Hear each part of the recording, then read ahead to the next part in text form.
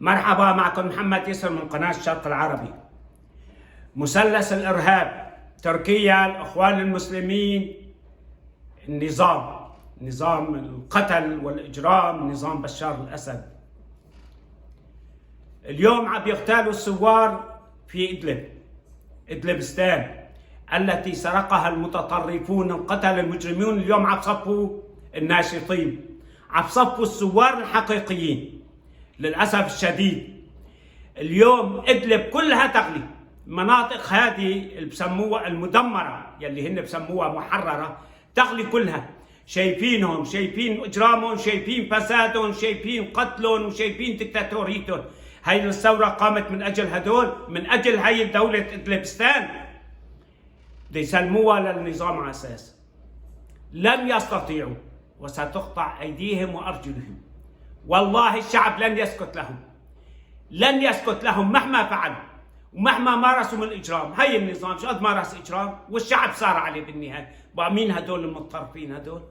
هدول مين المتطرفين؟ تركيا سوف تتخلى عنهم، تركيا ستتخلى عنهم بالنهاية، ما لها حل بالمرة. هدول جماعة متطرفين لا يستطيع أحد أن يغطيهم للأسف الشديد. وين الشعب السوري؟ وين العالم وينهم اللي يدافعوا عن أهلهم وناسهم بالكلام؟ لو كان مثل ما سووا وقلنا. اليوم عم بغتالوا الثوار، عم بعدوا الأرضية في إدلب المدمرة مشان يسلموها للنظام. بده يروحوا يتفقوا مع النظام انه يتشاركوا بالسلطة معه وانتهت الحفلة. هدول جماعة الإخوان وجماعة قطر وجماعة أردوغان.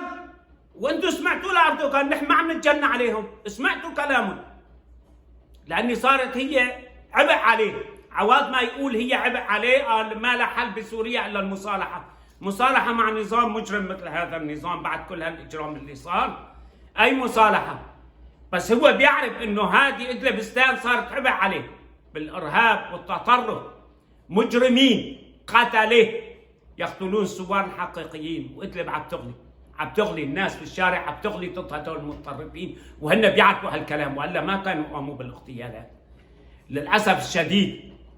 للأسف الشديد يجب على الناس والثوار الحقيقيين أن يلموا أنفسهم وأن يجتمعوا على كلمة رجل واحد ضد النظام المجرم وضد الإرهابيين الذين استولوا على الثورة. تحياتي، كان معكم محمد يسر من قناة الشرق العربي.